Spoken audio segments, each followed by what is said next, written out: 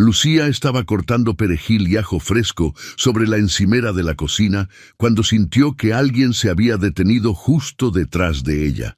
Era Rodrigo, su jefe. No dijo buenos días y no pidió café. Se quedó en silencio mirando el brazo de ella. Lucía intentó ocultarlo, pero ya era demasiado tarde. El hematoma, el corte, las marcas de los dedos, todo visible. Antes de que pudiera inventar una excusa, Rodrigo preguntó con voz baja, «¿Quién te ha hecho esto?» Lucía tembló, soltó el cuchillo sobre la encimera y dijo la frase que cambiaría la vida de los dos para siempre. «Si lo cuento, él matará a mi hija». Ella no sabía que en aquel momento la persona equivocada lo había visto todo. Hacía 4 años que Lucía trabajaba en el chalet de Rodrigo, en las afueras de Salamanca. Era la empleada más antigua y más de confianza de la casa. Nunca había faltado un solo día. Nunca se había quejado de nada. Nunca había pedido un aumento de sueldo. Nunca había levantado la voz. Y Rodrigo siempre la había tratado con respeto, como trataba a todos los que trabajaban con él. Pero en los últimos meses había empezado a notar algo que le inquietaba profundamente. Lucía estaba diferente. Llegaba más callada de lo normal. Casi no miraba a nadie a los ojos. Caminaba despacio, como si cada paso le costara un esfuerzo enorme. Y al final de cada jornada, cuando el reloj marcaba las 6 de la tarde y era hora de marcharse, Lucía no se iba.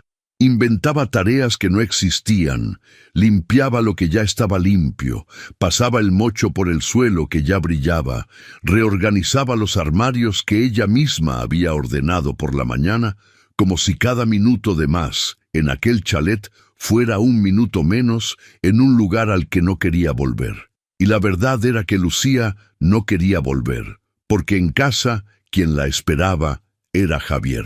Javier era el tipo de agresor que el mundo nunca ve. No gritaba, no montaba escenas, no rompía nada delante de los vecinos. Javier era silencioso, calculado, metódico. Las agresiones ocurrían siempre de la misma forma, cuando la puerta se cerraba, cuando las luces se apagaban, cuando nadie más podía ver. Cada noche dentro de aquella casa, Javier mostraba quién era realmente, y cada mañana, delante de todos, se ponía la máscara del hombre ejemplar. Porque en la calle, Javier era otra persona completamente distinta. Sonrisa fácil, apretón de manos firme, siempre dispuesto a echar una mano a cualquier vecino. Participaba en las fiestas del barrio, saludaba a los mayores con reverencia, aparecía en la parroquia cada domingo sentado en el primer banco. Javier era considerado un hombre de bien. Nadie en aquel barrio, ninguna persona viva, sospecharía jamás que el mismo hombre que sonreía en la acera era el mismo que, al caer la noche, apretaba el brazo de Lucía con tanta fuerza que los dedos le quedaban marcados en la piel como un sello de dolor. Y Javier lo sabía, usaba esa imagen como escudo, como arma, como prueba de que nunca sería castigado. Casi cada noche después de hacerle daño, la miraba y le decía la misma frase, con la calma de quien tiene una certeza absoluta sobre lo que está diciendo. Puedes contárselo a quien quieras, nadie te va a creer.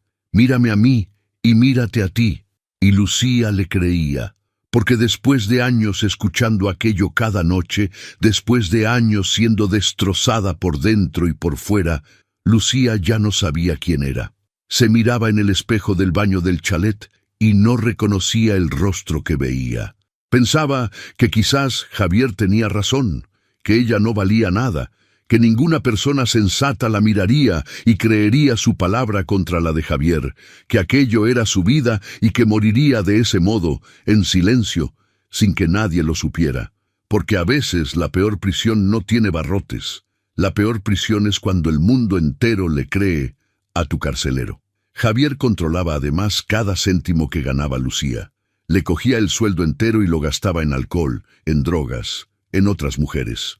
Y cuando Lucía intentaba cuestionarlo, Javier se quitaba la máscara y enseñaba los dientes. Amenazaba con quitarle la custodia de su hija de 16 años. Amenazaba con hacerle daño a la chica si Lucía abría la boca.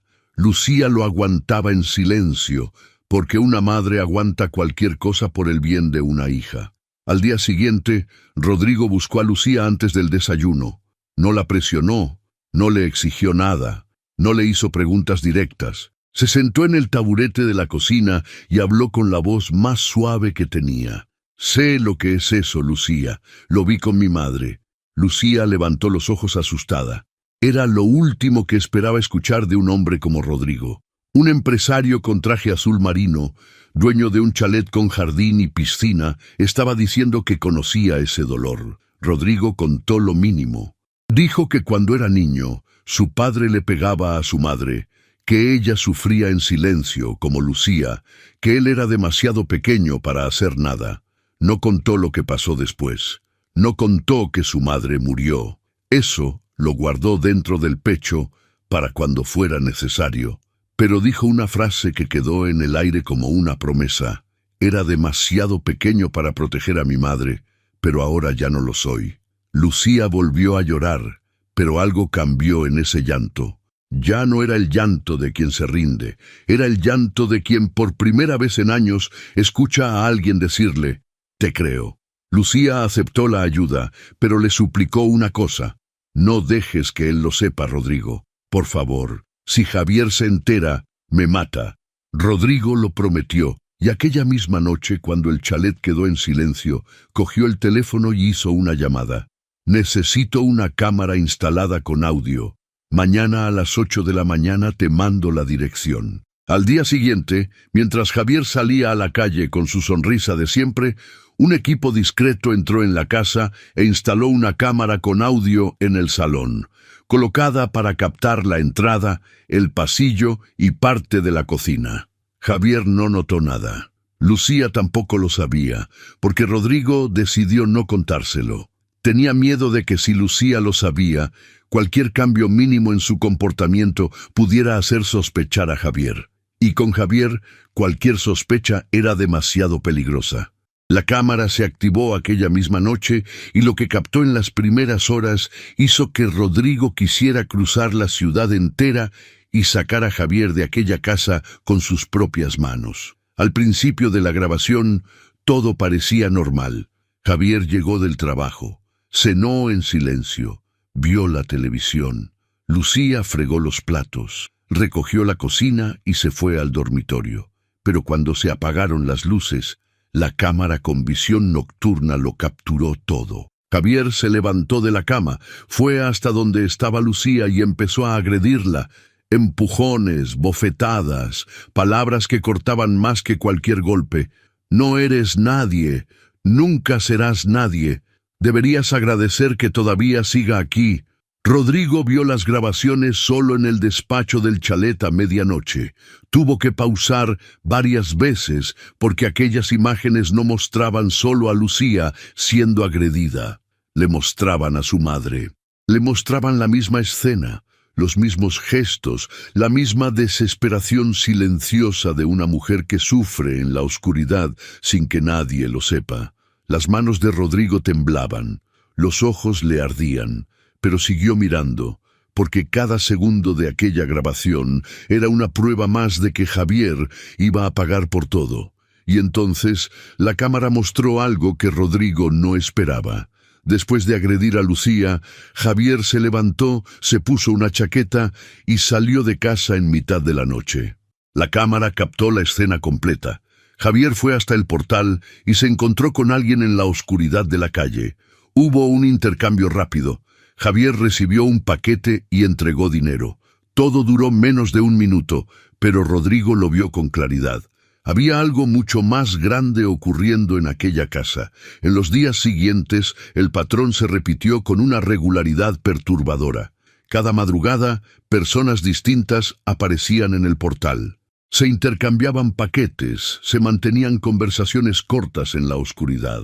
Rodrigo, desconfiado, contactó con un investigador privado de Madrid. La respuesta no tardó en llegar. Javier estaba metido en el tráfico de drogas del barrio y usaba la casa de Lucía como punto de paso para las entregas. Pero no era solo eso. El investigador descubrió algo todavía peor. Javier había abierto cuentas bancarias y tarjetas de crédito usando los documentos de Lucía sin que ella lo supiera. Se estaban acumulando deudas enormes a su nombre, préstamos, compras, financiaciones. Lucía, que apenas sabía leer un extracto bancario, estaba hundida en una deuda gigantesca que nunca había contraído. Cuando Rodrigo le contó a Lucía sobre los fraudes económicos, ella entró en pánico. Le temblaba todo el cuerpo. Además de los golpes, ahora descubría que su marido había destruido su nombre, la había endeudado por completo, sin que ella tuviera ni idea. «Nunca voy a salir de esto, Rodrigo. Él me ha atrapado de todas las formas posibles». Rodrigo le cogió las manos, la miró a los ojos y dijo con una firmeza que no dejaba espacio para la duda: «No te ha atrapado a ti, Lucía, se ha atrapado a sí mismo, porque ahora todo eso es una prueba». Pocos días después, Lucía se sintió mal en la cocina del chalet. Un mareo que ya conocía, que ya había sentido una vez en la vida, 16 años atrás. Se apoyó en el fregadero, se miró en el espejo y supo, antes de cualquier análisis, lo que aquel mareo significaba. Lucía estaba embarazada. La noticia la destrozó por dentro. Un embarazo que venía de un matrimonio donde ella nunca había tenido elección sobre nada, ni siquiera sobre su propio cuerpo. Lucía lloró sola en el cuarto pequeño del fondo del chalet. Pensó en su hija, que ya vivía aterrorizada. Pensó en cómo iba a traer a otra criatura a aquel infierno que era su casa. Cuando se lo contó a Rodrigo, él se quedó en silencio durante un largo momento. Después dijo con una firmeza que Lucía nunca había escuchado en la voz de nadie: «Esta criatura no va a nacer en ese infierno, te lo prometo». Y algo dentro de Lucía cambió para siempre. Por primera vez en años, le creyó a alguien. Aquella criatura iba a nacer, pero iba a nacer libre, costara lo que costara. Aquella misma noche, Rodrigo abrió el portátil en el chalet. En la pantalla, decenas de vídeos de la cámara oculta. Seleccionó los peores, grabó todo en una memoria USB. Organizó los documentos de los fraudes económicos, las pruebas del tráfico, las imágenes y los audios de las agresiones. Cogió las llaves del coche, se puso el traje azul marino y condujo hasta la comisaría especializada en violencia doméstica. La inspectora vio los vídeos en silencio. Cuando terminaron, se quitó las gafas, se frotó los ojos y dijo una sola frase: «Con esto no se le escapa nada». El operativo policial empezó a prepararse en el más absoluto secreto. Javier no podía saberlo. Lucía no podía cambiar de comportamiento. Todo tenía que parecer exactamente igual que antes, hasta el día de la actuación. Rodrigo instruyó a Lucía personalmente. «Sé que es difícil, pero sigue yendo a trabajar, sigue volviendo a casa, sigue haciendo todo como siempre. Es por poco tiempo, Lucía, te lo prometo». Lucía obedeció. Aunque por dentro se moría de miedo, hizo exactamente lo que Rodrigo le pidió, porque por primera vez en su vida confiaba en alguien. Y entonces, una noche como cualquier otra, Javier llegó a casa con una sonrisa distinta. Abrazó a Lucía por primera vez en meses y le contó orgulloso lo que había pasado. «¿Sabes lo que me han dicho hoy? La parroquia me va a dar una distinción el domingo. Ciudadano ejemplar del barrio. Hasta voy a hacer un pequeño discurso delante de todos». Javier se rió. Lucía disimuló un escalofrío que le subió por la espalda y la cámara oculta en el salón grabó cada segundo de aquella escena. En los días que precedieron al domingo, Javier vivió como un rey. Se compró una camisa nueva. Ensayaba el discurso de agradecimiento frente al espejo del baño, gesticulando, ajustando la postura, practicando la sonrisa. Salía de casa saludando a cada vecino que veía, con un entusiasmo que rozaba el absurdo. Le contaba a cualquier persona que se parase a escucharle que recibiría un reconocimiento en la misa del domingo como ciudadano ejemplar del barrio. Los vecinos comentaban entre ellos: «Ese Javier es un ejemplo. Lucía tiene suerte de tener un marido así».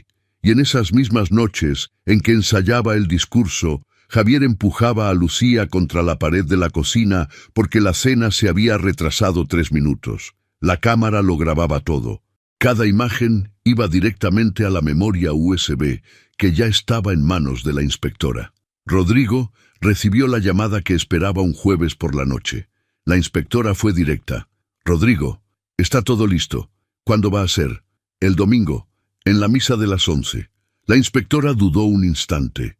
«Dentro de la iglesia, delante de todas las personas que creen que es un santo». El sábado por la noche, Rodrigo estaba solo en el despacho del chalet. En la pantalla del ordenador, las grabaciones más duras, Javier agrediendo a Lucía, los paquetes de droga intercambiados en el portal, las amenazas susurradas en la oscuridad.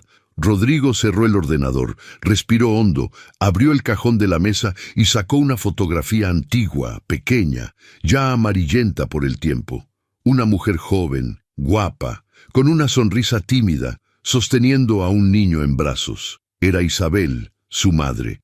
Rodrigo estuvo mirando esa fotografía durante un largo rato y entonces dijo en voz baja, como si ella pudiera escucharle: «Mañana, mamá, mañana hago lo que no pude hacer por ti». Guardó la fotografía en el bolsillo de la chaqueta y se fue a dormir.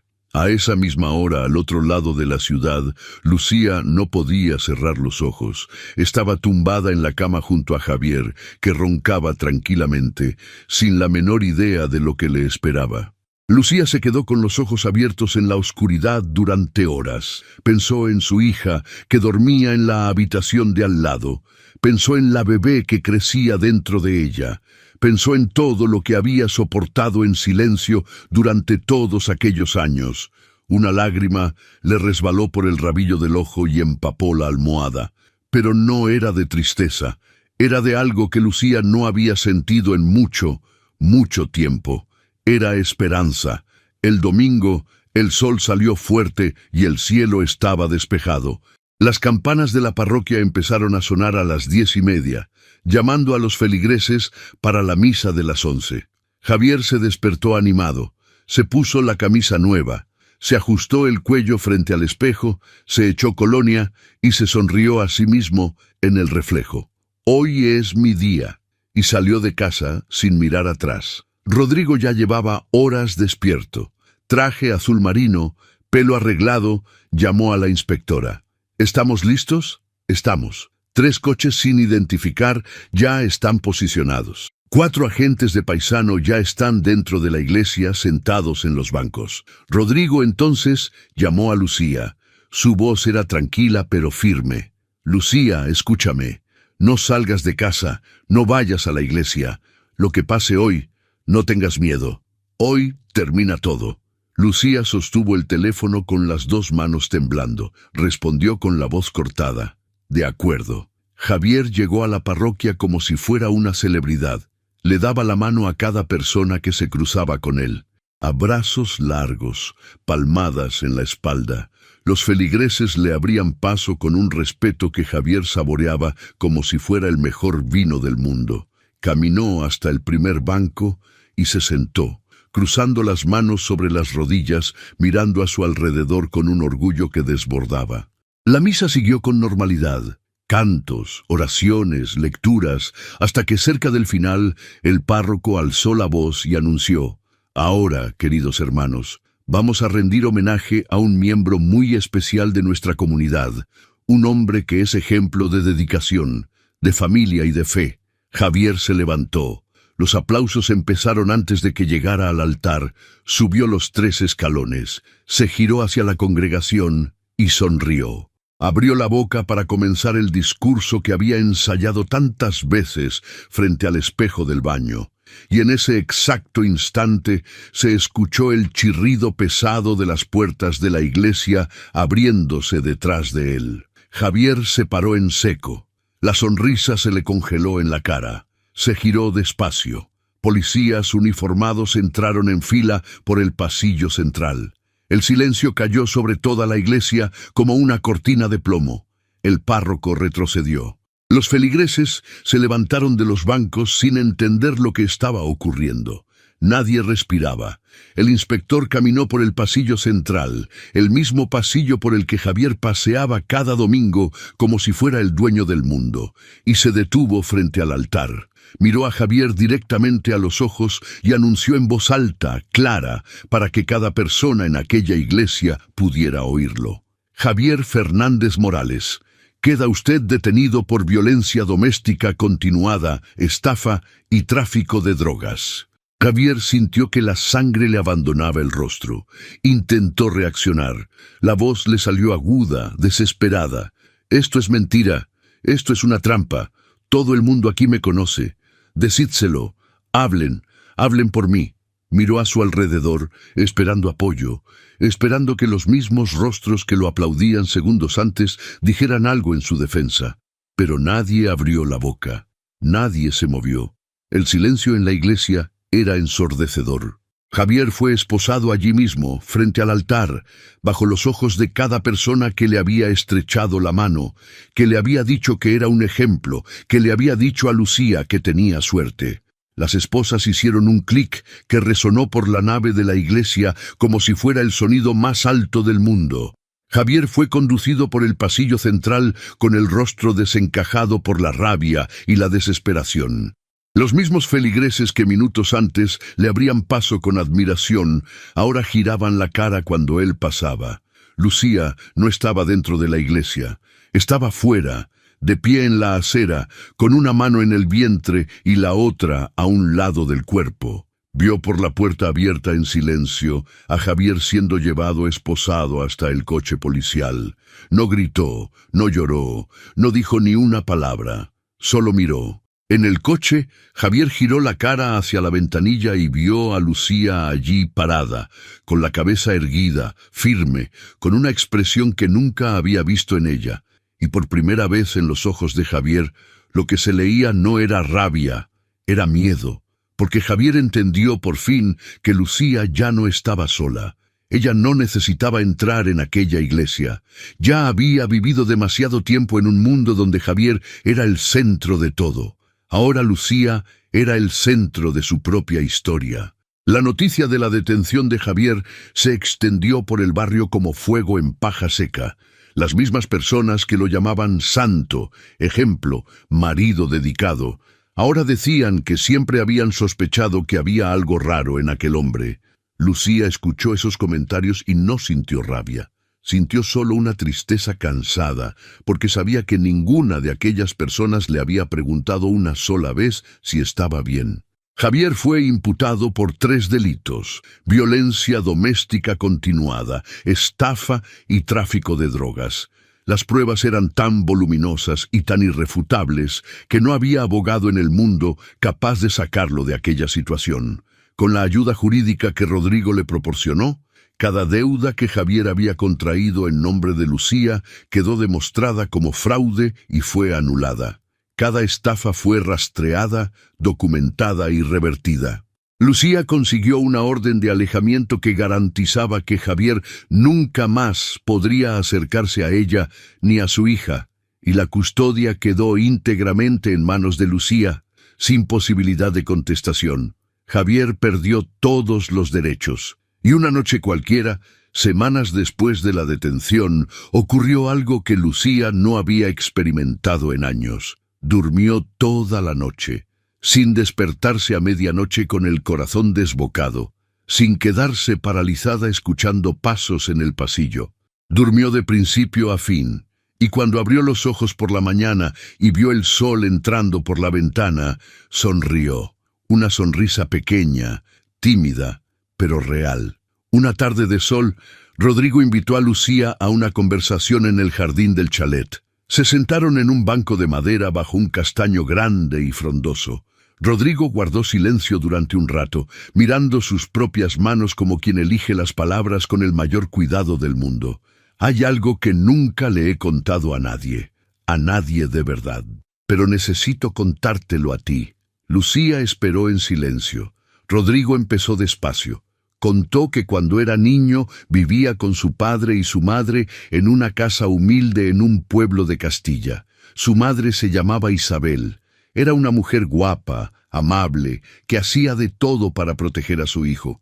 Pero su padre era violento, le pegaba a su madre casi cada noche, e Isabel sufría en silencio, sonriendo de día y llorando de noche, exactamente igual que Lucía. Una empleada doméstica que trabajaba en la casa lo veía todo.